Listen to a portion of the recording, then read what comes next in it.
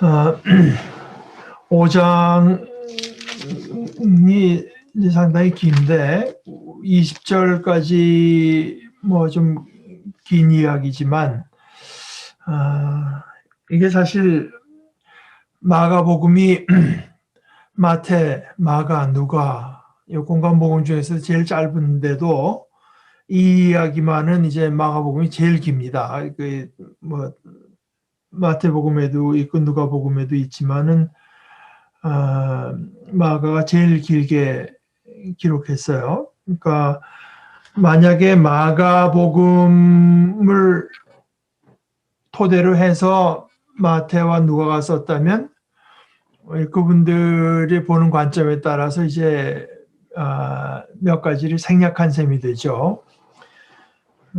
우리 마가복음의 이야기가 상당히 긴 것은 또 그 나름대로 이유가 있지 않겠습니까?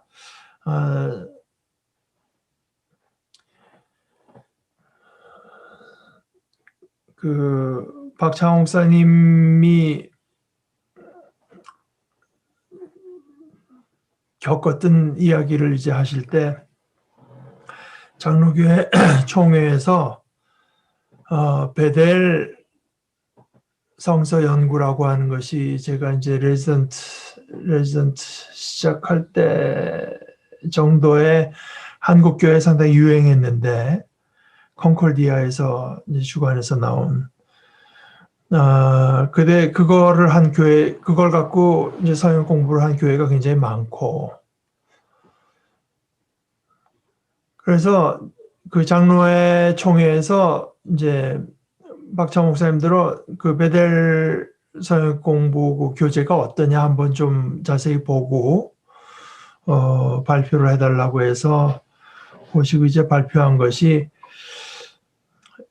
그랬다고 해요. 박 목사님 얘기로는. 그때 저에게도 뭐 그런 말씀을 좀 하셨던 것 같은데. 이제 그 베델 성서 연구 같은 것들이 뭐 저는 그때 할 기회는 있었지만 사실 제가 그때 그거 안 했는데 뭐 내용을 알아서 안 한 게 아니라 지금 저는 레지던트 해야 되니까 물론 제가 그 백병원에서 있으니까 이제 교회에 뭐 잠깐 나올 수는 있지만 그런데 그게 아마 토픽별로 이렇게 돼 있는 모양이더라고요. 뭐 하나님에 대해서, 뭐 구원에 대해서 이런 식으로. 물론 성경이 하나님에 대해서 말씀하시는 것 틀림없고 주님, 예수님에 대해서, 구원에 대해서 이렇게 말을 하지만은 박 목사님이 발표한 이야기는 그런데 하나님께서 그렇게 주시질 않고 예를 들어서 창세기라는 책으로 주신 이유가 있을 거 아니겠느냐. 뭐 시편이라면 시편이라는 책으로 우리에게 주신 이유가 있을 거 아니겠느냐. 뭐 로마서, 그럼 로마서. 그러니까 그 책을 우리에게 주셨다면 그 책을 공부하는 것이 더 바람직한 거 아니냐. 이제 그런 말씀을 했고, 그것이 아마 그 말이 다른 분에게도 좀 좋게 받아들여졌다고 이제 이야기를 하는데, 이게 사실 초대교회에서 지나면서 그 실제로 그런 움직임이 있었습니다. 그러니까 뭐 복음서가 4개나 될 거 뭐 있나. 예수님의 생애를 이제 마태, 마가, 누가, 요한을 이렇게 다 참고해 가지고 일관성 있는 하나의 책으로 이제 만들자 그랬는데 그거는 교회 역사를 통해서 살아남지 못했죠. 하나님께서 하나의 말씀으로 이 각 권의 책을 주신 이유가 있다. 그렇게 보는 것이고, 그래서 그 어떤 사람이 책을 뭐 이렇게 초창기에는 그렇게 내 책을 종합판으로 낸 것도 있었지만 그 뒤에도 하모니 그 조화, 내 복음서의 조화라는 이제 이름을 가지고 그런 시도를 한 분들이 있습니다. 그러나 우리가 마태복음, 누가복음 이렇게 이제 이런 이야기가 이제 쓰여진 다른 복음서들을 자세히 보는 것은 도움이 됩니다. 그러나 그것은 이 이야기는 마태는 왜 이렇게 썼고, 그러니까 마가와 누가랑 비교해 볼 때 왜 이런 표현은 생략했고 이런 것은 이런 식으로 표현했고 하는 것을 봐서 과연 마태가 말하려고 하는 것이 뭐냐, 마가가 말하려는 것이 뭐냐, 이런 거를 이제 더 잘 이해하려고 하는 것이지, 이제 그 이야기들을 가지고 이제 짬뽕식으로 이제 합쳐가지고 이야기를 종합하려고 하는 건 아닙니다. 하여간 그 마가복음 뭐 좀 길지만 20절까지 얘기를 한번 차근차근 읽어보십시다. 그들은 바다 건너편 거라사 사람들의 지역으로 갔다. 예수께서 배에서 내리시니 곧 악한 귀신 들린 사람 하나가 무덤사에서 나와서 예수와 만났다. 그는 무덤사에서 사는데 이제는 아무도 그를 쇠사슬로도 묶어둘 수 없었다. 여러 번 쇠고랑과 쇠사슬로 묶어두었으나 그는 쇠사슬도 끊고 쇠고랑도 부수었다. 아무도 그를 휘어잡을 수 없었다. 그는 밤낮 무덤사이나 산속에서 살면서 소리를 질러대고 돌로 제 몸에 상처를 내곤 하였다. 그가 멀리서 예수를 보고 달려와 엎드려서 큰 소리로 외쳤다. 더 높으신 하나님의 아들 예수님, 나와 무슨 상관이 있습니까? 하나님을 두고 애원합니다. 제발 나를 괴롭히지 마십시오. 그것은 예수께서 이미 그에게 악한 귀신아 그 사람에게서 나아가라고 명하셨기 때문이다. 예수께서 그에게 물으셨다. 내 이름이 무엇이냐? 그가 대답하였다. 군대입니다. 우리의 수가 많기 때문에 붙여진 이름입니다. 그리고는 자기들을 그 지역에서 내쫓지 말아달라고 예수께 간청하였다. 마침 그곳 산기슭에 노아 기르는 큰 돼지떼가 있었다. 귀신들이 예수께 간청하였다. 우리를 돼지들에게로 보내셔서 그것들 속으로 들어가게 해주십시오. 예수께서 허락하시니 악한 귀신들이 나와서 돼지들 속으로 들어갔다. 거의 2,000마리나 되는 돼지떼가 바다 쪽으로 비탈을 내리다가 바다에 빠져 죽었다. 돼지를 치던 사람들이 달아나 읍내와 시골에 이 일을 알렸다. 사람들은 일어난 일이 무엇인지 보러 왔다. 그들은 예수에게 와서 귀신 들린 사람, 곧 군대 귀신에 사로잡혔던 사람이 옷을 입고 제정신이 들어 앉아있는 것을 보고 두려워하였다.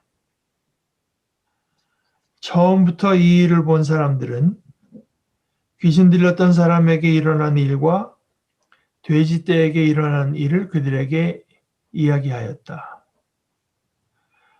그러자 그들은 예수께 자기네 지역을 떠나달라고 간청하였다. 예수께서 배에 오르실 때 귀신 들렸던 사람이 예수와 함께 있게 해달라고 애원하였다. 그러나 예수께서는 허락하지 않으시고 그에게 말씀하셨다. 내 집으로 가서 가족에게 주님께서 너에게 큰 은혜를 베푸셔서 너를 불쌍히 여겨주신 일을 이야기해. 그는 떠나가서 예수께서 자기에게 하신 일을 데가볼리에 전파하였다. 그리하니 사람들이 다 놀랐다. 먼저 이게 사실 저는 뭐 아시다시피 여러 해 전서부터 이 표준 세번역 성경을 이제 쓰는데 이것은 어,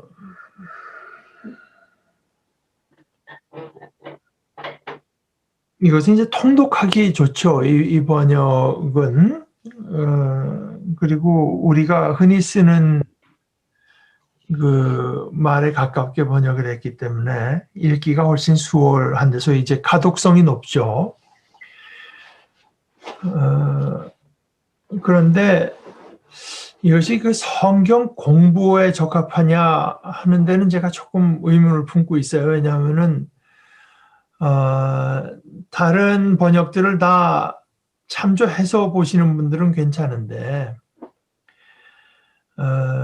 의역이 상당히 많기 때문에 그냥 우리가 읽고 그 뜻을 받아들이는 데는 오히려 도움이 되는데, 이거 단어 하나하나를 따지고 할 때는 이게 좀 적절치 않은 면이 있습니다. 예를 들어서 19절에 주께서 너에게 큰 은혜를 베푸셔서 너를 불쌍히 여겨주신 이를 이야기하여라.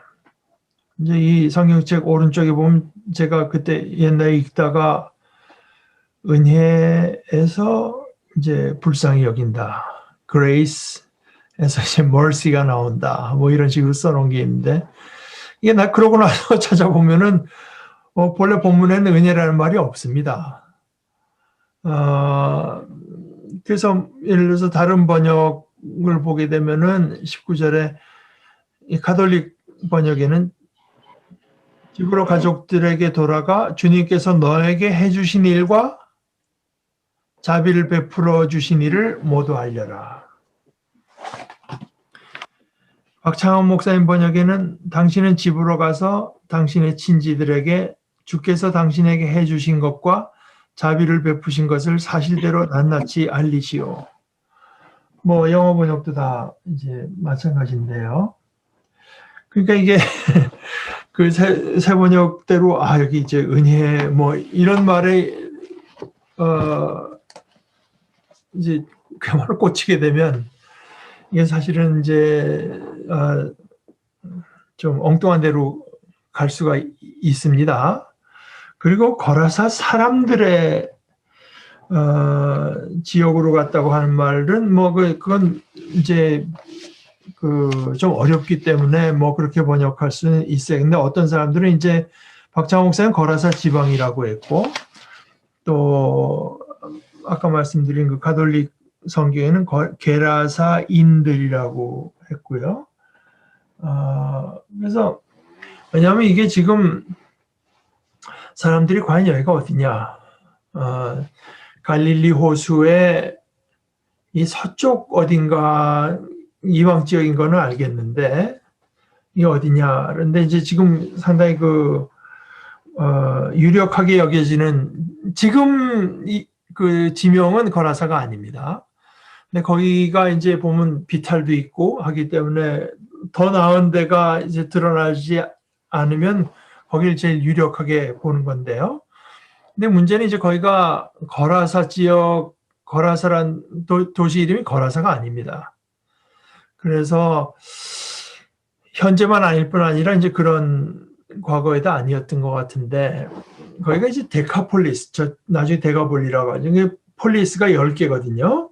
그러니까 뭐 폴리스를 해봐야 뭐 지금 서울 뭐 이런 큰 도시가 아니고, 어찌됐건 하여간 그 10개의 제일 대표적인 도시가 이제 거라사였기 때문에 그냥 그 지역을 통칭해서 이제 그렇게 말했던 것 같다. 이제 그러니까 그게 좀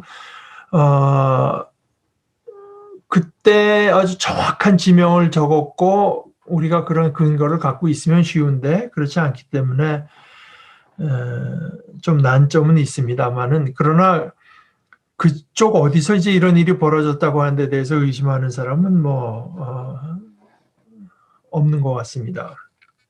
최소한 이제 제가 언젠가 말씀드렸을 줄 알지만 이 학자들 가운데에서 성경에 쓰여진 거를 일단 좀 비탁하게 봐야 뭐라고 할까 좀 학문적인 것으로 생각하는 풍조가 있는 것 같아요. 그래서 성경에 나온 것은 아마 사실대로의 기록은 아닐 것이다. 뭐 이런 생각을 갖고 이제 보는 것을 갖고 그 김구원 교수라는 분은 이제 의심의 해석학이다. 그러니까 회의 말하자면은 회의적으로 우선 접근하는. 그러나 뭐 그 사람들이 그렇게 한다면 믿음의 해석학도 있어야 되는 거 아니냐. 그리고 둘이 다 어느 쪽이 더 근거가 있느냐를 가지고 논쟁할 문제지. 의심하면서 들어가야 이게 더 중립적이고 더 학문적이다 이렇게 말하는 말은 자기는 동의할 수가 없다. 뭐 그렇지 않습니까? 그렇게 아예 처음부터 어떤 그 hermeneutic, 그게 이제 해석학인데 hermeneutics of doubt, 이제 의심하고 이제 들어가자라고 하는 것의 제일 대표적인 근래에 뭐 몇십 년 전이 뭐 다 지나간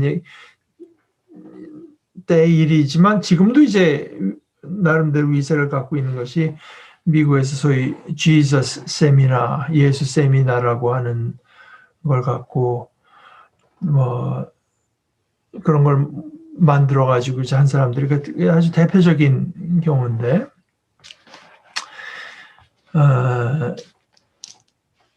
한국 신학자 중에서 그 김세윤 교수라는 이가 이제 신약을 전공하는데 그분이 그런 얘기를 소개를 하는데 예를 들어서 기독교 신학자 아니고도 이제 성경에 관심을 갖고 자기 나름대로 어떤 그 신학적인 학문적인 관심을 갖고 보는 사람들이 기독교 신학을 하는 사람들하고 같은 걸 하다가 그 사람들이 불평인지 뭐 하여간 얘기를 한대요. 왜 너희 신학자들은 매사를 그렇게 의심하는 눈으로 보느냐. 오히려 그 사람들이 이제 그렇게 얘기를 한다는 거예요. 왜 이렇게 이건 사실이 아닐 거다 하는 전제를 갖고 자꾸 보려고 하느냐. 이제 오히려 이제 그 사람들이 그런 얘기를 보통 우리가 역사적인 문헌을 다룰 때에 비하면 너희 기독교 신학자라는 사람은 지나치게 이제 어떤 그 회의적인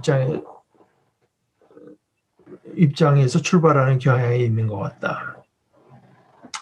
이제 그런 사람들 빼놓고 나서 이제 이런 사건이 뭐 그저 이 거라사 이방 지역에서 있었다는 사실 자체를 부인하는 사람은 없는 것 같습니다. 그리고 또 하나 이제 제가 복음서를 우리가 보기 때문에 이제 좀 오늘 본문하고 직접적인 본문에서만 이제 관계되는 건 아니지만 복음서에 이제 나오는 이야기들하고 직접적인 관계가 있기 때문에 말씀드리자면 제가 인디애나에서 목회할 때 그 옆에 교회가 한번 난리가 난 적이 있어요. 근데 뭐 어느 분이 와서 집회를 하는데 그거 뭐 아마 누가 뭐 그분 설교를 듣다 쓰러지는 사람도 있고 뭐 짧아졌던 다리가 이제 길어져서 이제 뭐 했다는 사람도 있고 그러니까 뭐 새벽 기도에 그런 식으로 하니까 뭐 교회가 난리가 난 거예요. 이적이 일어나니까.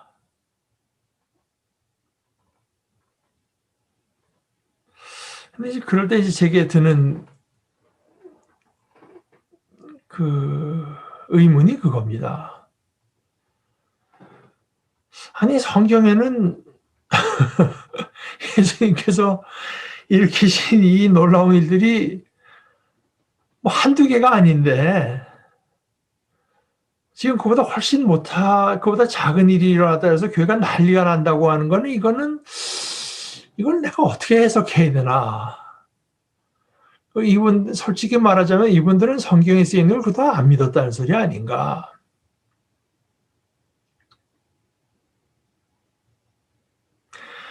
사실 오늘 이야기도 이렇고 그렇고 그 다음 이야기 그 다음 이야기 죽은 아이를 살리고 여자가 옷에다가 손을 대니까 출혈이 멎고 이런 이야기들 하나하나가 거기가 우리가 정말 놀랄 때가 있으면 거기서 놀래야 되는 거지. 거기서 놀래고 나면은 예를 들어서 실제로 정말 우리 앞에서 그런 일 보게 되면 정말 그렇구나 하는 정도에서 이제 그칠 일이지. 교회 전체가 이렇게 난리가 나는 걸 보게 되면은 저는 솔직히 이분들이 맨날 그 아멘 아멘 하면서 성경에 쓰이는 것도 하나도 안 믿었다는 이 반증이 아닌가?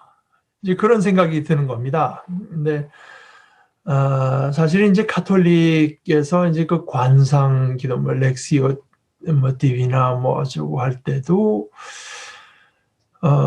거기 그 요체는 우리가 거기 있다고 이제 우리가 이 거라사 지방에 예수님 옆에서 그것을 보고 있다고 하는 이제 그러니까 읽는데 어떤 contemplation 이제 시간이 필요하죠. 한번 쑥 지나가서 되는 게 아니지 않겠습니까?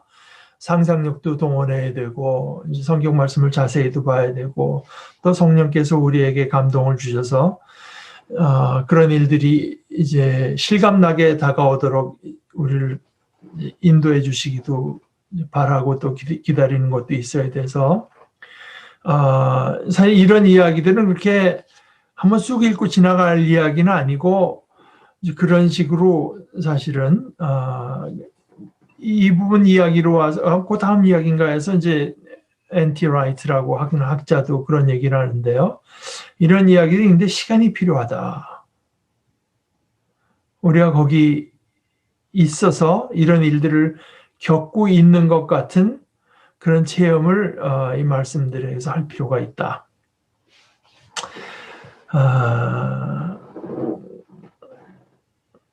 그런 이야기입니다. 그래서 예수님께서 제자들과 함께 바다 건너편 거라사지에 오르가서 배에서 내리니까 곧 악하다고 했는데 원어대로 하면 이제 깨끗하지 않은 더러운 귀신 들린 사람 하나가 무덤 사이에서 나와서 예수와 만났다. 그러니까 그 뒤에 나오는 이야기로도 알 수 있지만 이 사람은 추방당한 사람입니다. 무덤 근처에 살고요. 사람들이 쇠고랑과 쇠사슬을 자기가 묶은 거 아니지 않겠습니까? 사람들이 쇠고랑과 쇠사슬로 묶어서 이제 추방해 놓고 그러니까 그 사람 사는 동네로 못 들어오는 거죠. 그러면서 또 하나의 특징은 소리를 질러대고 또 자해 돌로 제 몸에 상처를 내거나 했다. 스스로에 대해서 파괴적인 그 행동을 하는데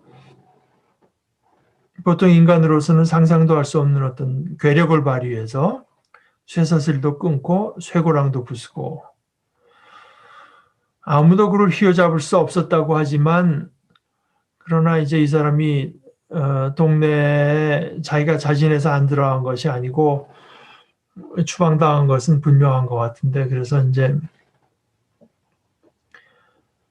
저는 그분의 내 대해서 이야기만 듣고 대충 누가 써놓은 것만 봐서 잘 모르지만 르네 쥐라르라고 하는 사람의 그 희생양 이론이 있는데 이 동네 사람들이 그 사람을 이제 희생양 삼아서 자기들의 모든 불편한 걸 다 그 사람한테다가 이제 전가하는 그런 것이 인류 역사에 언제나 있다고 하는 게 이제 그 사람의 이론이고 예수님도 그것을 당한 거죠 물론 그것이 이제 여기서도 그 일이 일어나고 있다는 게 이제 그 사람의 이론입니다. 저는 그게 얼마나 중요한 이론인지 모르겠습니다. 예수와 만났는데 무덤사에 사는데 이제는 아무도 그를 쇠사슬로도 묶어둘 수 없었고 여러 번 쇠고랑과 쇠사슬로 묶어두었으나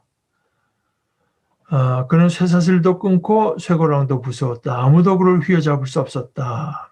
근데 이제 그가 멀리서 예수를 보고 자기가 달려옵니다. 달려와서 엎드려서 큰 소리로 외쳤다. 사실은 이제 이 엎드린다고 하는 말은 어떤 때는 그냥 예배한다는 표현하고도 같은 거지만 여기서는 이제 그가 뭐 와서 예수를 예배하려고 한 것이 아니라 자기보다 더 센 말하자면은 자기보다 더 센 존재가 왔다고 하는 데 대한 어떤 뭐 두려움에 오히려 가깝다고 봐야 되죠.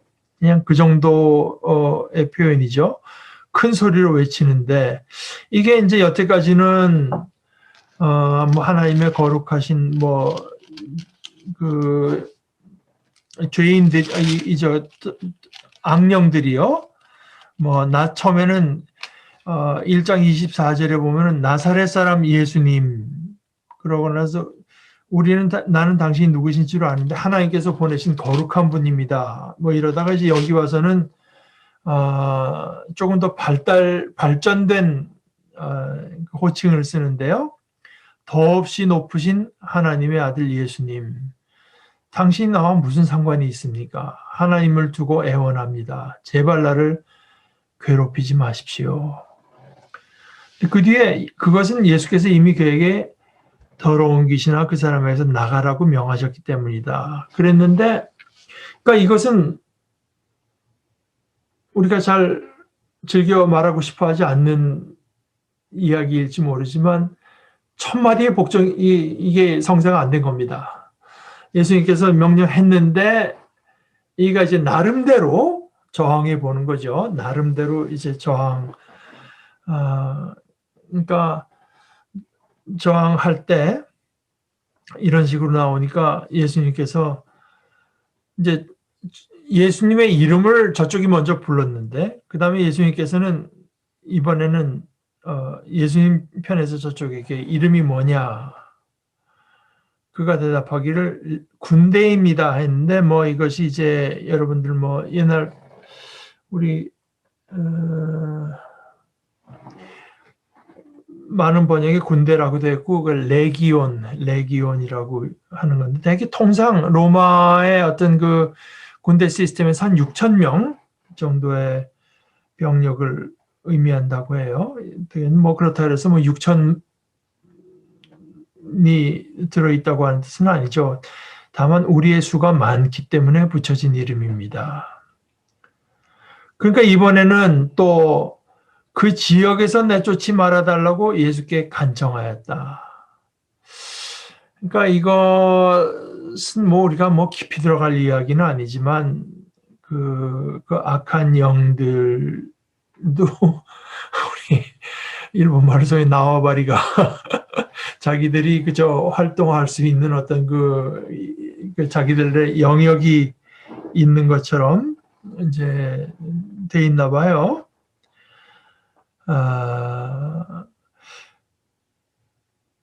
근데 여기서 하나 이제 보는 거는 이런 영적인 존재, 나름대로 영적인 존재도 육적인 거처가 있어야 된다. 이런 식의 이해 아니겠습니까?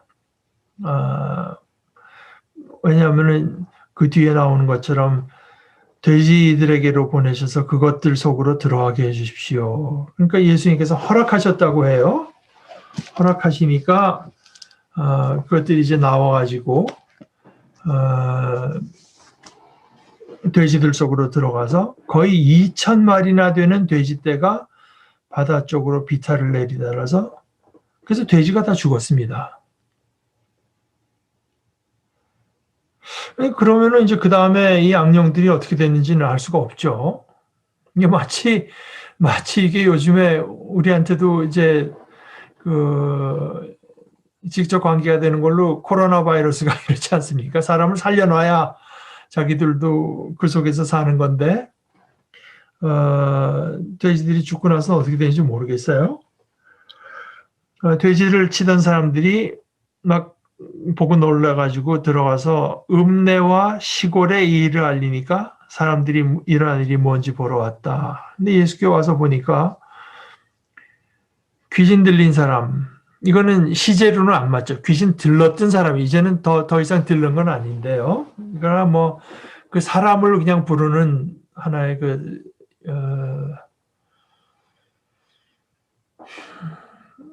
나름대로의 명칭인 거, 호칭이라고 봐야 되죠. 호칭. 귀신 들린 사람, 곧 군대 귀신에 사로잡혔던 사람이 이제 그러니까 그 호칭이고 정확히 말하자면 군대 귀신에 사로잡혔던 더 이상은 아닌데요. 그 사람이 옷을 입고 제정신이 들어 앉아 있는 것을 보고 두려워하였다. 이제 다시 그 마가의 그 두려움이 나오는데요. 그래도 여기서 이제 뭐 두려워했다는 게 이런 일이 한 번 있었으니 앞으로도 우리에게 얼마나 큰 재산상의 손해가 있을 것인가. 그래서 두려워했다는 이야기는 아닌 것 같아요. 다만 도저히 상상도 할 수 없던 일들. 뭐 당연히 저 무덤 속에는 그 사람이 있고 그 뭐 도저히 제어할 수 없는 괴상한 소리를 지르고 이제 날마다 자해를 하는 사람이 있는 거를 나름대로 그저 당연시하다가 그 사람이 어느 날 보니까 멀쩡해졌으니 이제 그때 가슴이 덜컥 내려앉는 것 같은 두려움을 느꼈다는 거겠죠. 그러니까 그 사람들에게 가서 그냥 리포트를 했던 사람들이 이제는 이제 귀신 들렸던 사람에게 무슨 일이 일어났는가, 또 돼지떼에게 일어난 일을 그들에게 얘기했다. 근데 뭐 제가 몇 주 전에도 이거 설교를 갖고 말씀을 드렸지만 이 사람이 처음부터 끝까지 여기까지 지금 이름이 없습니다. 9절에서 예수께서 그에게 물으시되 내 이름이 뭐냐? 그런데 군대입니다. 군대가 그 사람 이름이 아니지 않겠습니까? 저는 뭐 이 거라사 이런 이방 지역의 그 이름이 되게 어떤 건지는 모르겠고, 예를 들어서 뭐 이쪽 유대 지역 같았으면 뭐 베드로라든가 뭐 야고보라든가 그런 이름이 있을 거 아닙니까? 근데 그냥 이 사람은 이름이 없는 거예요.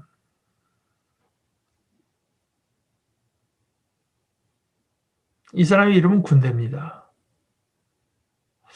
이게 참 무서운 일이다. 저는 이제 늘 그걸 느끼는 겁니다. 우리가 그냥 악령, 더러운 영이라고 하는 것은 이제 마가의 이야기인데,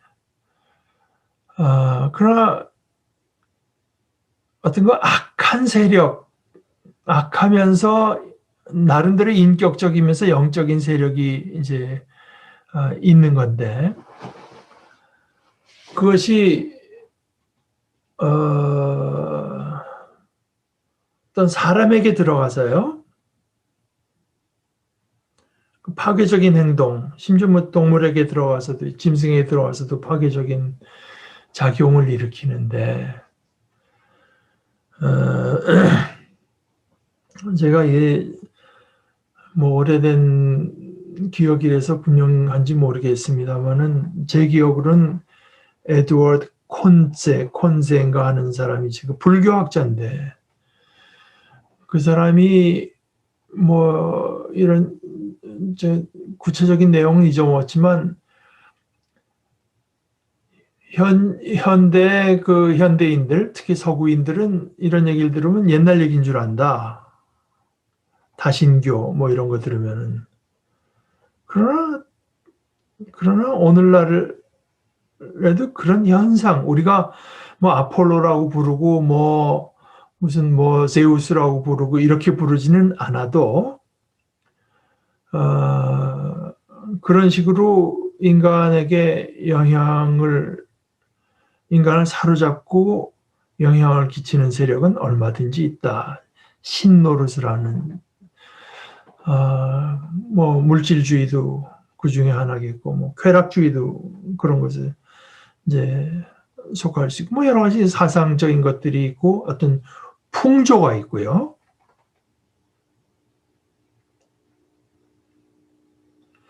예를 들어서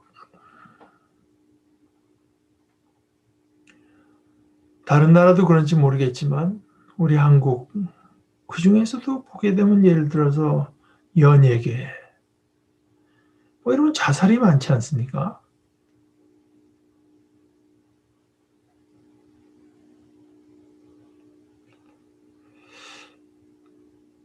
거진 풍조라고 부를 수 있을 정도로 많지 않습니까? 풍조. 그것이 그 사람 속에서 어떤 무슨 작용을 해갖고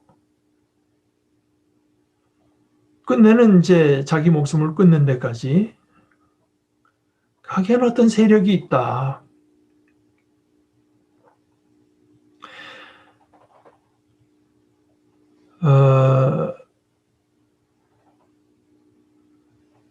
전쟁과 평화인가? 그 톨스토이가 전쟁과 평화, 안나 카레니나지 제가 잊어먹었습니다. 처음 시작할 때 아마 전쟁과 평화 이제 둘 중에 하나인데 약간 톨스토이가 그렇게 시작을 하죠. 행복한 사람은 되게 비슷하게 행복한데 불행한 사람은 각자 다른 이유로 불행하다. 뭐 이제 그런 뭐 그걸로 이제 첫 문장을 시작했던 것 같은데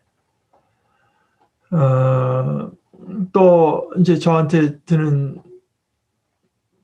그 생각은 그 서부 영화예요. 옛날에 미국의 남부와 북부가 미국 영화입니다.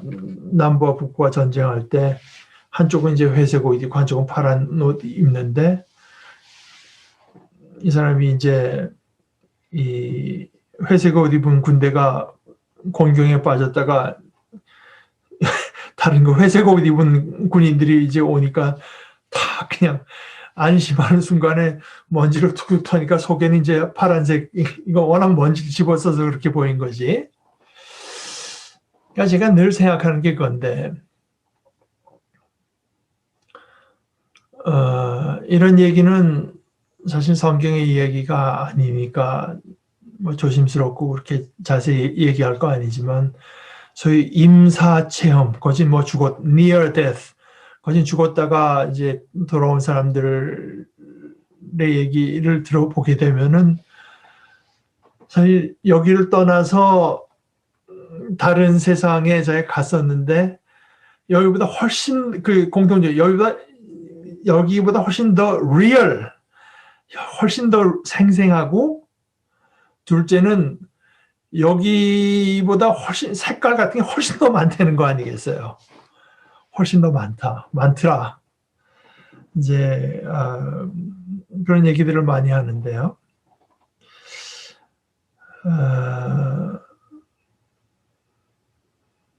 사실 하나님은 우리 하나하나를 다 다르게 만드셨는데 우리 하나하나가 비슷해지는 거는 이제 어떤 때는 그 죄. 그러니까 갑과 을과 병이 다 다른 사람이지만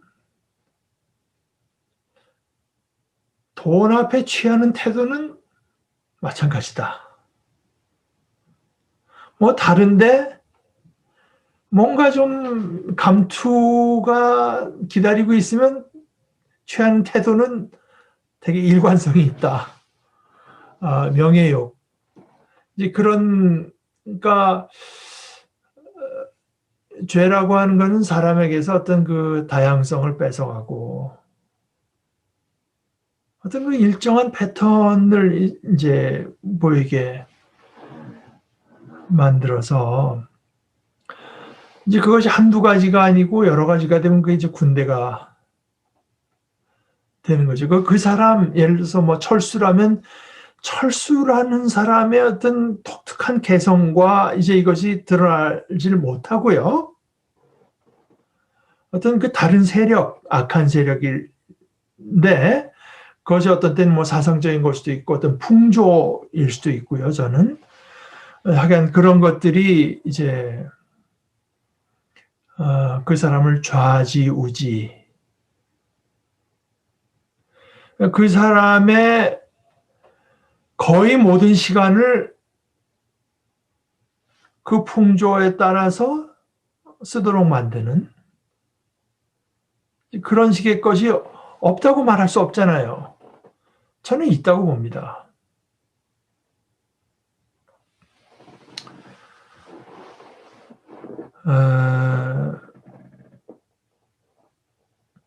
그래서 내 이름이 뭐냐 그러는데 군대입니다.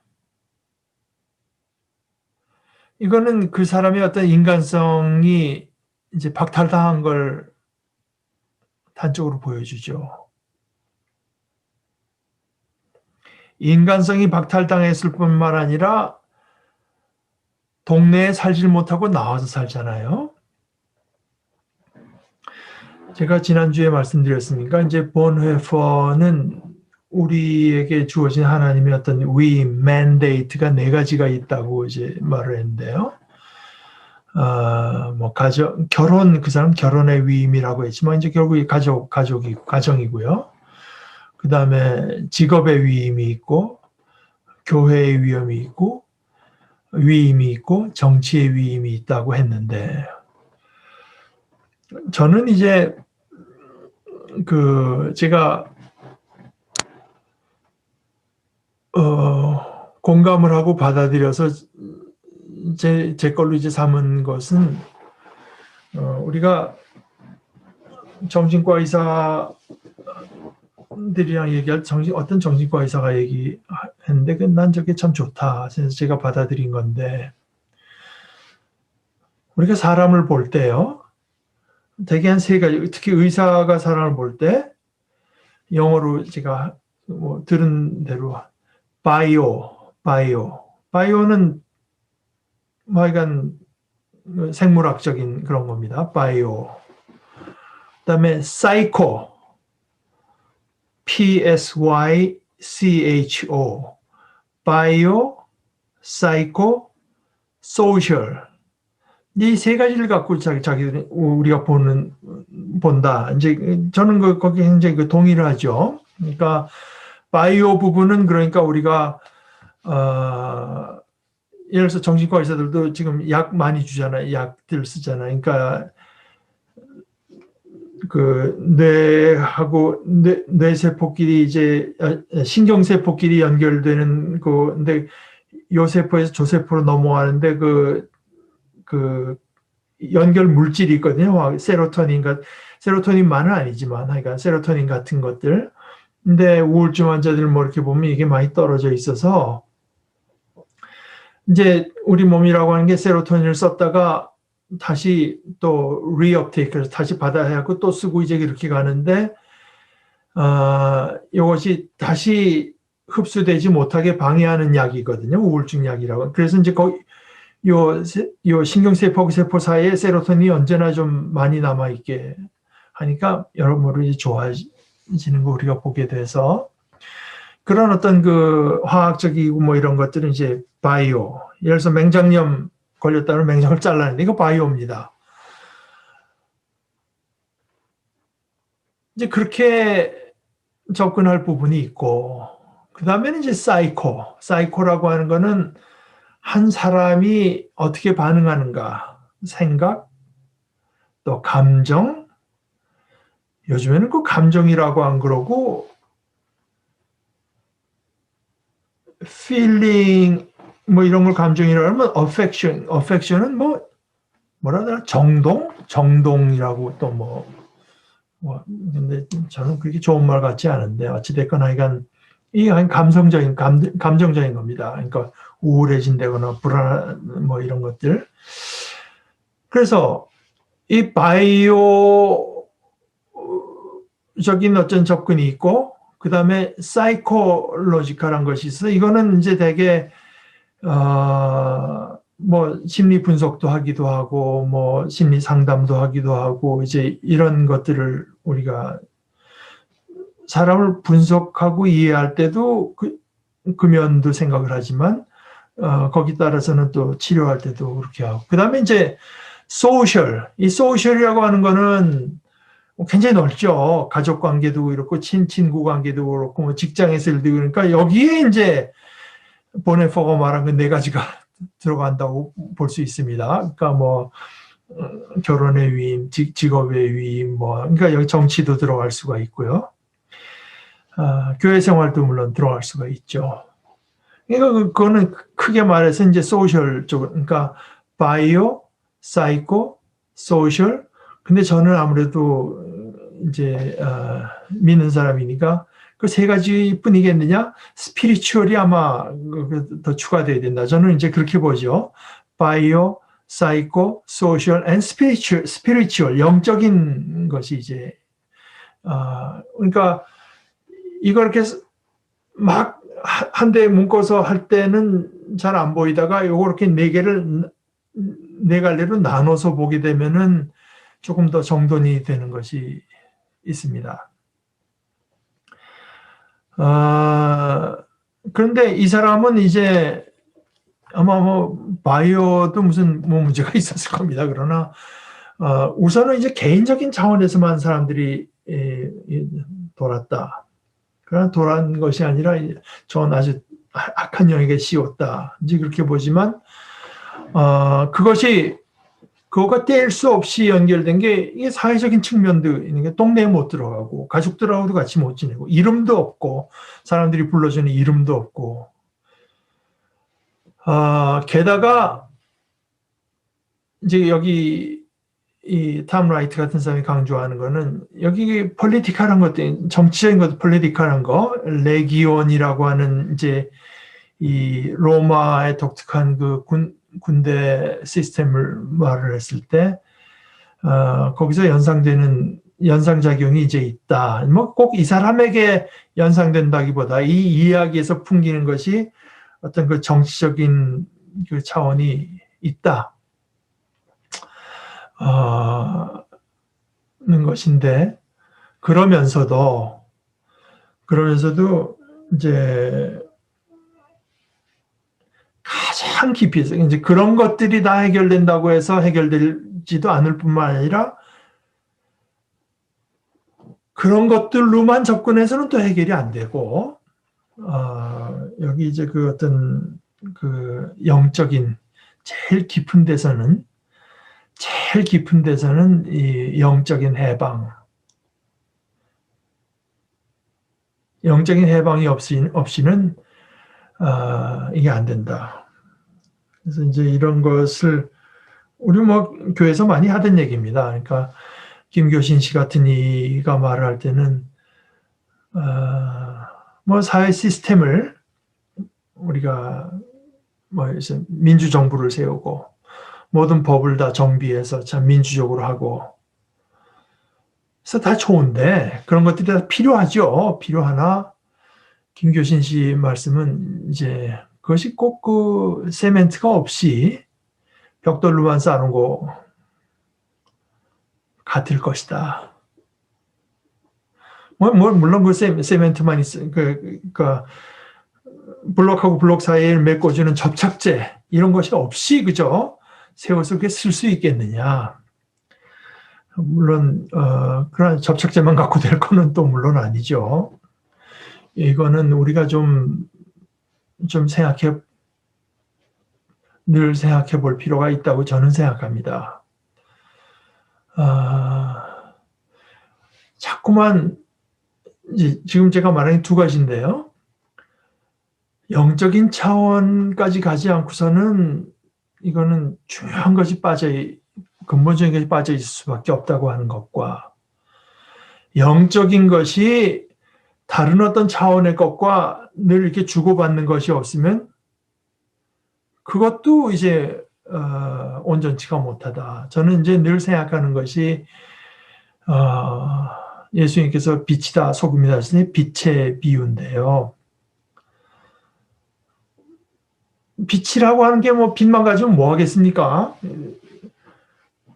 비춰서 모양을 드러내고 빛이 비쳐서요. 모양이 다 다른 모양을 드러내고 또 다른 색깔을 드러내고 그래야 되지 않습니까? 그러니까 하나님의 말씀과 우리의 생활이라고 할까 이것이 만나야 되는 거지. 이게 이제 만나지 않아가지고는 그러니까 다양한 색이 있다고 해도 빛이 없으면 그럼 하나 드러나지가 않죠. 그러나 그런 것이 없고 빛만 있다고 해 됩니까? 그래서 하나의 말씀이 우리의 생활 전반에다 비출 때 이제 거기 일이 일어나는 것인데요. 여기 오늘 이 이야기에는 참 우리가 생각할 것이 저는 굉장히 많다고 봐요. 우리와 연관된 것이. 예를 들어서 이 사람이 이름이 없었는데 예수님께서 이제 그 악한 귀신을 내어 쫓아서 이제 옷을 입고요. 옷을 입었다고 하는 것이 굉장히 그럼 멀쩡해져서 앉아 있다. 밤낮에 서서 그냥 안절부절하던 사람이 이제 앉아 있다. 이제 이렇게 했을 때 그래서 귀신이 나간 그 사람에게 그러면 이제는 내 이름이 뭐냐? 그럼 아까는 그 자기를 이제 그 점거했던 그 귀신이라 그 군대라고 했으면 그럼 이번에는 그럼 예수냐? 그게 아니거든요. 예수님은 우리 각자가 되게 하지. 뭐 박기롱이 되게 하고 뭐 김종보가 되게 하고 한 사람이 그 사람이 되도록 해주시는 것, 하나님께서 창조하신 그 사람이 이제 되는 것이고, 그것이 이제 해방인데요. 예수가 되는 게 아닌 거죠. 우리가 예수를 닮으면 자기 자신이 되죠. 그리고 또 뒤집어서 예수가 되지 않고는 자기 자신이 될 수가 없다. 예수가 되지 않고 자기 자신이 됐다고 하는 것은 뭔가 이제 오히려 그 군대의 길을 가는 셈이 됩니다. 저는 그때 뭐 얘기가 너무 길어져서 설교에는 이제 얘기를 안 했지만 예를 들어서 시편 107편에 보게 되면요. 이 시편 107편이 여러 그 처지에 있는 사람들이 아주 곤란한 지경에 있다가 하나님께 기도하니까 하나님께서 이제 어떻게 해주셨다 하는 얘기인데요. 이게 첫 번째 이제 그룹이 107편 4절에서부터 7절인데 이렇게 돼 있어요. 어떤 이들은 광야의 사막에서 길을 잃고 사람이 사는 성읍으로 가는 길을 찾지 못했으며 배고프고 목이 말라 기력이 다 빠지기도 하였다. 그러나 그들이 그 고난 가운데서 주님께 부르짖을 때 주님께서는 그들을 그 고통에서 건지시고 바른 길로 들어서게 하셔서 사람이 사는 성읍으로 들어가게 하셨다. 그다음 케이스는 10절부터는 사람이 어둡고 캄캄한 곳에서 살며 고통과 쇠사슬에 묶이는 것은 그들이 하나님의 말씀을 거역하고 가장 높으신 분의 뜻을 저버렸기 때문이다. 그러므로 주님께서는 그들의 마음에 고통을 주셔서 그들을 낮추셨으니 그들이 비틀거려도 돕는 사람이 없었다. 그러나 그들이 고난 가운데서 주님께 부르짖을 때 그들을 그 곤경에서 구원해 주셨다. 어둡고 캄캄한 데서 건져주시고 그들을 얽어맨 사슬을 끊어주셨다. 세 번째 그룹은 17절에 어리석은 자들은 반역의 길을 걷고 죄악을 저지르다가 고난을 받아 밤낮까지 이르렀으니 이미 죽음의 문턱에까지 이르렀다. 그때 그들이 고난 가운데서 주님께 부르짖으니 주님께서 그들을 곤경에서 구원해 주셨다. 단 한마디 말씀으로 그들을 고쳐주셨고 그들을 멸망의 구렁에서 끌어내어 주셨다. 그 다음 그룹은 이제 배 타고 가다가 풍랑을 만난 사람들 얘기입니다. 그러니까 정확히 오늘 거라사 이 지역에 있던 사람과 일치하는 것은 디테일서가 다 일치하는 것은 아니지만 주님께서 하시는 일이 우리가 고통 중에서 이제 부르짖을 때 그것을 들으시고 그들이 이제 주님께 부르짖으니 시편은 그렇게 돼 있죠. 들으시고 그들을 이제 해방시켜서 사람이 사는 성읍으로 그러니까 말하자면 소셜한 면을까지 회복시켜 주시는 거 아니겠습니까? 물론 시편에서처럼 이 사람들이 주님께 구원해달라고 부르짖은 것은 오늘 고라사 지역의 이 이야기는 나오지 않지만 이것도 사실은 좀 넓게 생각하면요. 우리 C.S. 루이스가 좋아하던 그 체스터튼 있죠. C.K. 체스터튼. 그 사람이 한 유명한 말이 있습니다. 말하자면은 장녀의 집에 문을 두드리는 사람은 하나님을 구하고 있는 것이다. 하나님을 찾고 있는 것이다. 그 사람이 명시적으로 이제 하나님께 부르짖은 건 아니지만 그 사람 속에 사실은 하나님이 아니면은 채워질 수 없는 것을 이제 엉뚱한 데서 구하고 있는 것이지, 뭐 다른 것이 아니다. 이제 그것이 이제 체스터튼의 말이었는데요. 그래서 예수님은 그 사람이 자기에게 찾아 부르짖기도 전에 이제 먼저 그 사람에게서 나오라고 먼저 불쌍히 여기시고 이제 나오라고 했는데, 사실 불쌍히 여기셨다고, 그러니까 그 사람이 찾아오기도 전에 어떤 그 인간적인 디그니티라고 할까, 이제 이것이 형편없이 손상된 것을 보고 예수님께서 너무 이제 불쌍히 여기시고 나오라고 하신 건데, 19절에 보면은 내 집으로 가서 가족에게 주님께, 여기서 이제 주님은 아마 예수님께서는 주님을 자신을 말한 게 아니라 하나님을 이제 얘기한 것 같은데요. 너에게 큰 은혜를 베푸셔서 너희를 불쌍히 여겨주신 이를 이야기하라. 그러니까 여기서 예수님께서 뭐 그 사람 뭐라 할 때 하나님께 기도를 하고 하나님 아버지 저 귀신을 쫓아내 주시고 한 것이 아니라 자신의 직권으로 했지만, 그러니까 예수님 안에는 지금 하나님께서, 이것이 이제 제일 중요한 포인트라고 저는 예수님께서 불쌍히 여기시던 것이 하나님께서 불쌍히 여겨주신 것이고, 예수님께서 그를 해방시켜 주셨지만 하나님께서 하신 큰 일이고, 그것은 그러니까 언제나 예수님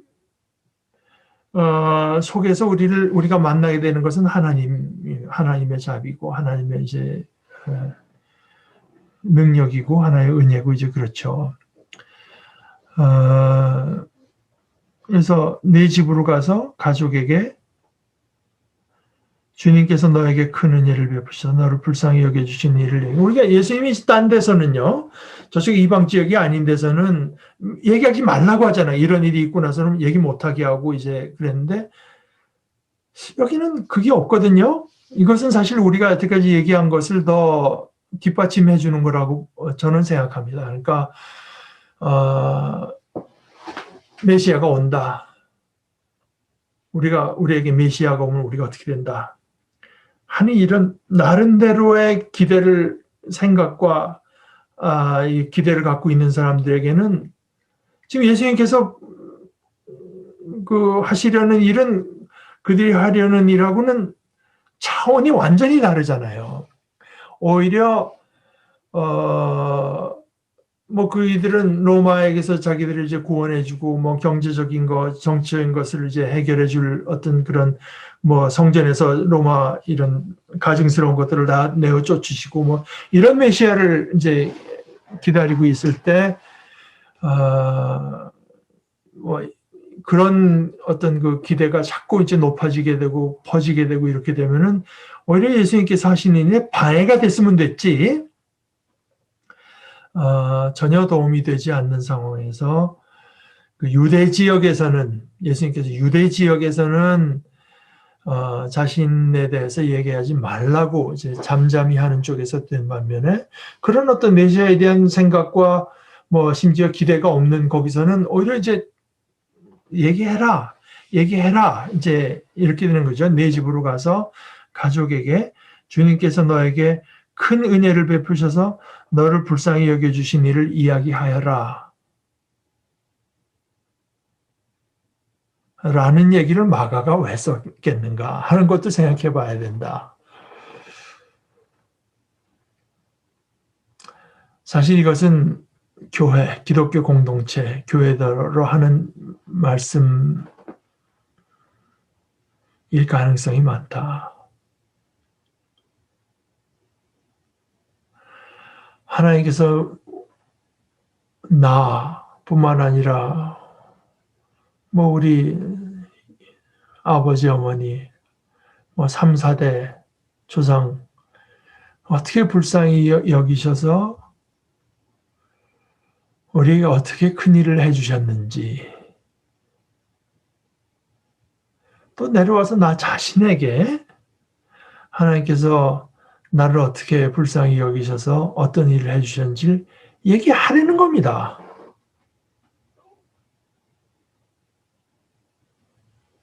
그리고 저는 그게 교회라고 봅니다.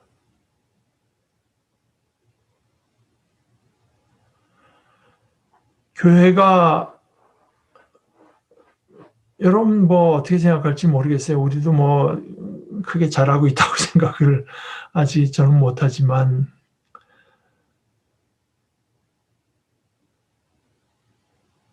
교회로 모여서 맨날 그 선교 사업, 교회 사업 이런 거 하라고 교회가 있는 것이 아니고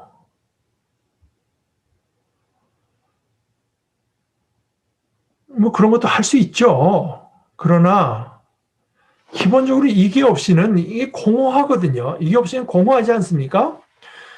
하나님께서 나를 어떻게 불쌍히 여겨주셔서 나에게 무슨 일을 해주셨는지 하는 거를 얘기하는 데가 교회입니다. 그것을 얘기해야죠. 하나님께서 어떤 자비 하나님으로서 내게 무슨 일을 해주셨는지.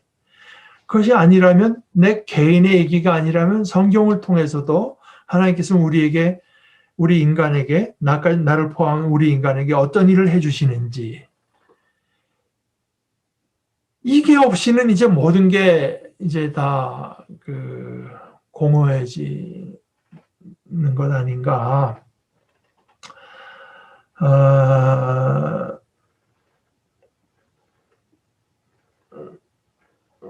그리고 아까 이제 제가 바이오 사이코 소셜 또는 스피리추얼한 얘기를 할 때 하나 이제 오늘 말씀에서 좀 얘기하고 싶은 것은 이것이 예를 들어서 뭐 자꾸 기적 이런 걸 부인하고 싶은 사람들은 자꾸 어떤 이 사람의 내면에서 일어난 일로 얘기하려고 하겠죠. 그러나 그게 아니지 않습니까? 오늘 봐도 예수님께서 그 귀신 들린 사람과 얘기를 하는 것이 아니라 그 악한 귀신과 지금 계속 말씀을 하시잖아요. 그걸 쫓아내고 나서야 이제 그 사람이랑 얘기할 수 있어진 거 아니겠습니까? 그러니까 이것은 단순히 심리적인 현상이 아닌 겁니다. 이 사람이 어떤 마음속에 오가는 어떤 그 사람이랑 뭐 얘기해서 해결 지을 문제가 아니라 그 사람을 이제 사로잡고 있는 어떤 악한 세력 이것을 이제 내어 쫓는 이것이 이제 굉장히 이제 그런 이야기고 실제로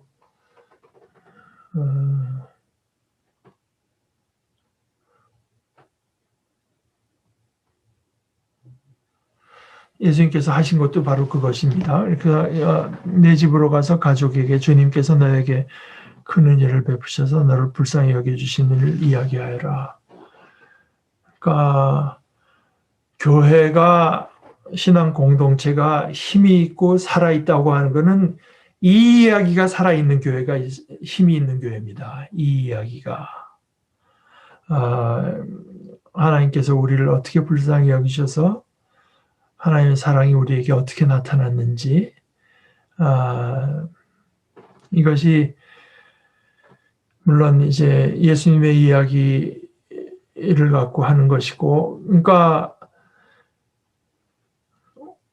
우리는 지금 그 교회력을 따라서 뭐 구약의 말씀을 읽고 그다음에 복음서의 말씀을 읽고 서신서의 말씀을 읽고 시편을 교독하고 이제 이런 것들이 예배에 들어가 있는데 그 탐 라이트 같은 사람이 이제 예배에 대해서 말을 하면서도 그것이 그날 뭐 설교 뭐 이런 게 아니라도 하나님께서 우리에게 이런 일을 하신다고 하는 것을 나누고 선포하는 의미로서도 굉장히 중요하다.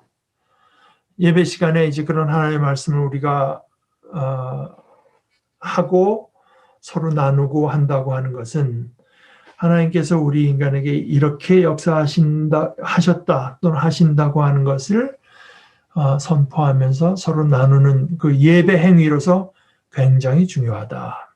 이제 이렇게 얘기를 했습니다.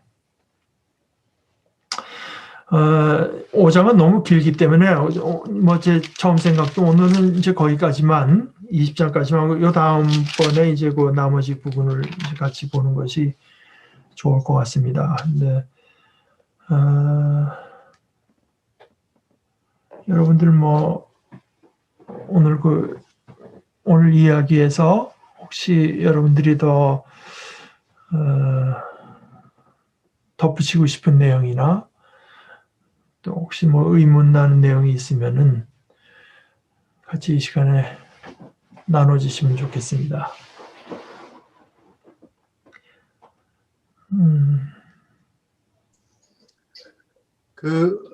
목사님. 네. 그러면 선교사나 선교지에 가 있는 분, 아니면 뭐 그냥 현재 목회하시는 분들도 마찬가지일 텐데, 대부분 또는 많은 경우는 아까 말씀하셨던 그 하나님의 은혜를 경험했기 때문에 그것을 나누기 위해서 목회 현장에 있거나 선교 현장에 있는 게 아닐까요? 그렇죠. 그런데 이제 지금 얘기한 건 이제 얘기하라고 하잖아요. 얘기하라. 서로 나눠라. 그런데 제가 이제 여러 번 얘기를 했습니다만은 사실은 제가 우리 믿는 친구들하고 얘기하고 나서도 참 속으로 공허하다고 느끼는 경우가 참 많아요. 특히 그 교회에 좀 열심히 있다는 사람들이랑 만나고 나면은 무슨 교회가 이렇고 어느 목사가 이렇고 뭐 어디 선교지가 이렇고 그런데 크리스찬들이 참 안 하는 얘기가 이 이야기입니다. 예수는 내게 누군가? 예수께서 내게 무슨 일을 해주셨는가? 예수님께서 이 세상에 무슨 일을 해주시는가? 예수 얘기를 안 해요. 그것은 좀 나쁘게 말하자면은 예수에 대해서 할 얘기가 없다. 너무 공허하다. 그러니까 저는 이제 그런 얘기를 길게 하면 할수록 뭐 5시간 뭐 앉아서 얘기했는데 참 얘기하면 굉장히 마음이 공허한 걸 있죠. 그래서 어떤 때는 내가 오늘 이 친구들 만나면 오늘 그냥 얘기하지 말고 찬송이나 하자. 야, 찬송하면 그 찬송으로 해도 우리 하나님께서 좀 기뻐할 내용들을 우리가 고백하지 않겠느냐. 자꾸 쓸데없는 얘기하지 말고 이제 뭐 안 하게 하겠습니까만은 거진 없어요. 그러니까 영어로 소위 beating around the bush에서 그냥 변죽만 자꾸 이렇게 울리는 것이지. 지금 예수님께서 얘기하는 거는 우리를 어떻게 불쌍히 여기셔서 하나님께서 어떤 일을 해주셨는지 얘기를 하는. 그러면 이제 그런 이야기가 이제 있는 데가 있는 공동체가 그게 난 신앙이 살아있는 공동체라고 이제 느끼는 겁니다. 그러니까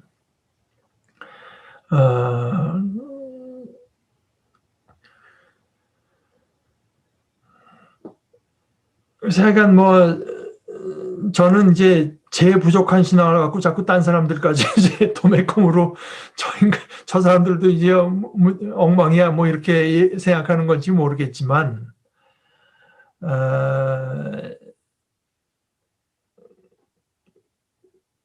글쎄 하나님께서 우리에게 해주신 일, 그리스도께서 우리에게 해주시는 일에 대한 예의가 없다고 하는 것은 결코 건강한 사인은 아니다. 그리고 오히려 교회에 대해서, 선교에 대해서 뭐 얘기하는 걸로 신앙 이야기를 떼우려고 하는 거 아닌가. 그런데 영적인 이야기, 신앙적인 이야기는 결코 떼어질 수 있는 이야기가 아닙니다. 다른 걸로 떼어질 수 있는 이야기가 아니에요.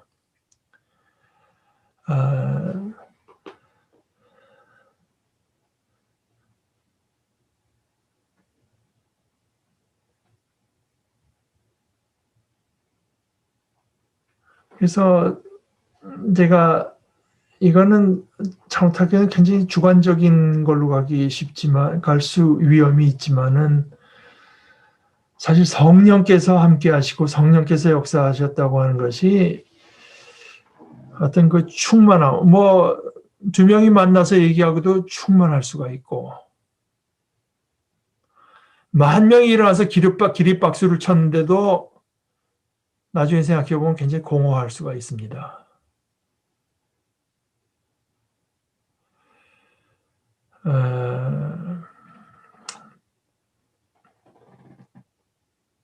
그래서 심지어 이제 저는 뭐 그 정도까지 가고 싶지는 않지만 그 무교회 사람들이 1930년대 그때 이제 뭐 이렇게 자기들끼리 산 거 보면 교회를 우상이라고 이제 여기는 사람들도 있은 것 같더라고. 우상. 그러니까 그리스도를 대체한다면 우상이죠. 사실은 그게 어떻게 보면은 네, 그분들은 이제 그렇게 느끼는 것 같았어요. 근데 교회가 뭐 우상을 일 필요가 있겠습니까? 그러니까 교회는 하나님께서 우리에게 주신 참 귀한 선물인데, 그러나 이제 교회가 어떤 그 하나님께서 우리에게 베풀어 주신 큰 일을 계속 나누고 선포하고 또 우리 뭐 다음 때라도 이제 이어나가게 하고 뭐 이제 거기에 쓰이면은 참 복이 되는 거고, 이제 그렇게 안 되면은 이게 참 그야말로 우상이 될 수도 있는 거죠. 사실은 어떻게 보면은. 그러니까 아까 제가 말한 대로 이제 이렇게 되는데, 그러니까 제가 인턴할 때 이제 생각인데, 그때 정형외과 선생님이 그때 한 60 넘으신 연세 드신 분이었는데, 그 정형외과 이제 환자 수술한 데를 이렇게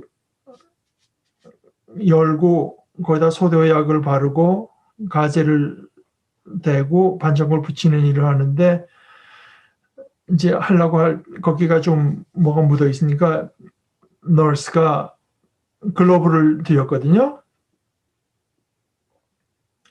그분이 그 글러브를 안 쓰시면서 하는 얘기가, 이것이 소독됐다고 하는 false sense, 실제로는 깨끗지 않은데 내가 장갑을 쓰면 마치 깨끗한 것 같다고 하는 착각을 불러일으킬 수가 있다. 그래서 오히려 이제 맨손으로 하는 것이 그런 어떤 그 false sense, 잘못된 그릇된 생각을 경계하게 만드는 것이 있다. 이제 뭐 교회가 이제 그렇게 될 거를 이제 경계하는 거죠.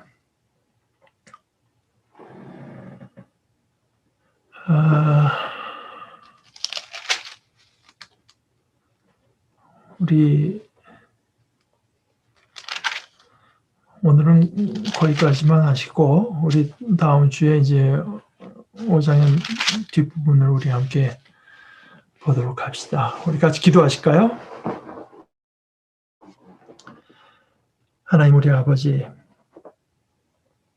저희들은 많은 것에 사로잡혀 있고 또 그것을 알지도 못한 채로 지내면서 우리 스스로를 파괴하고 우리 스스로에게 해를 입힐 뿐만 아니라 우리 이웃들에게까지 해를 입히면서 그것을 인정하려 들지 않으면서 무엇보다도 이 모든 것을 가지고 아버지 앞에 나갈 줄을 모르면서 지내고 있습니다. 저희들이 먼저 주님을 찾은 것이 아니라 저희들이 하나님을 찾은 것이 아니라 저희들이 얼마나 가련하고 비참한 처지에 있어서 하나님 앞으로 참 상한 심령으로 나와야 되는 줄을 알아서 아버지 앞에 찾아 나온 것이 아니라 아버지께서 저희를 찾아와 주시고 우리 주님께서 찾아오셔서 저에게 말씀을 걸어주시고 그래서 저희를 온갖 무지와 미혹당함과 또 고집과 욕심과 거짓과 두려움과 악함으로부터 해방시켜 주시는 것을 감사합니다. 저희들이 비록 작지만 아버지께서 저희 속에 이 일을 베풀어 주시는 것을 저희들이 체험하고 있고 또 주님께서 지금까지보다도 훨씬 더 많이 저희들에게 이 은혜를 베풀어 주시기를 주님 앞에 간구합니다. 주님께서 저희를 해방시켜 주시고 자유롭게 하시고 저희를 살아있는 주님께서 창조하신 아름다운 인격으로 세워주시는 이 은혜를 저희들이 깊이 묵상하면서 이 주님의 은혜를 저희들이 함께 나누고 또 나눈 것을 통해서 저희들이 점점 더 주님께로 가까이 가고 주님의 빛 가운데로 가까이 가는 복된 무리들이 되게 하여 주시옵소서. 예수님의 이름으로 기도합니다. 아멘.